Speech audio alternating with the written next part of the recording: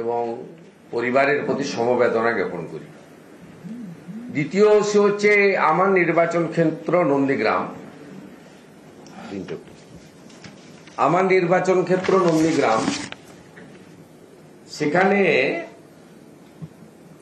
একটি সাধারণ পরিবার, গোকুলনগর গ্রাম পঞ্চায়েত, নন্দীগ্রাম 1 নম্বর ব্লক, রায়নগর গ্রাম, অত্যন্ত চেনা গ্রাম আমার। বেসরকারিভাবে বাঙ্গালোর থেকে অর্থ খরচ করে একটা দরিদ্র পরিবার কিভাবে নার্সিং পড়িয়েছে আমরা অন্তত জানি। তারপরে সিঙ্গুরের একটি নার্সিংহোমে তিনি চাকরি পেয়েছিলেন তার যোগ্যতায়, শিবম সেবা সদন। তার বাবাকে 13/8/2025 রাত্রি 11টা নাগাদ ফোন করে বলা হয় মেয়ে আত্মহত্যা করেছেন, চলে আসুন। বাবা মা একদম সাধারণ পরিবারের। আমাদের স্থানীয় পঞ্চায়েত প্রদীপ মণ্ডল এবং অন্যান্যরা প্রথম দিন থেকেই সঙ্গে আছে। গতকাল সকাল থেকেই বিধায়ক অফিস নন্দীগ্রাম থেকে পূর্ণ সহযোগিতা পরিবারকে করা হয়েছে। 10 জনের টিম গ্রাম থেকে, অঞ্চল থেকে এসেছে।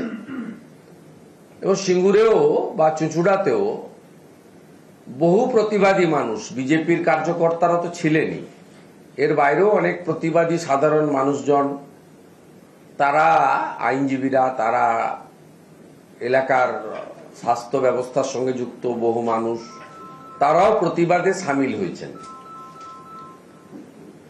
সুকুমার জানাবাবুর দাবি খুব সিম্পল, যে আমাদের মমতা ব্যানার্জি তার ময়না তদন্তকারী ডাক্তার এবং পুলিশের উপরে কোনো আস্থা নেই, যেটা সবাই বলেন। এই কোচবিহারে কয়েকদিন আগে নিজেদের গন্ডগোলে খুন হওয়া লোকও প্রথম বলে ফেলেছিল, পরে চাপচুপ দিয়ে আবার তাকে দিয়ে বলিয়েছে না না সিবিআই দরকার নেই, সিআইডি। কিন্তু উনি সত্যি কথাটা আগেই বলে ফেলেছিলেন। যেমন পানিহাটি পুরসভায় খুন হয়ে যাওয়া পরিবারও কিন্তু প্রথম বলে ফেলেছিল, পরে আবার সামলেছে।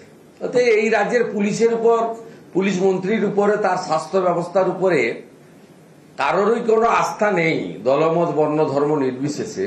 এবং অভয়াকাণ্ডের পরে তো জিরো, এদের ক্রেডিবিলিটি এখন জিরো। সুকুমার বাবুর ডিমান্ড হচ্ছে, আমি এলাকার এমএলএ, আমার দায়বদ্ধতা আছে, আমি 48 ঘন্টা ক্লোজলি এটাকে সাপোর্ট দিচ্ছি, কথা বলছি, এবং প্রয়োজনে বাড়িতেও যাব, সবই করব। তার টাইম এখনো আসেনি।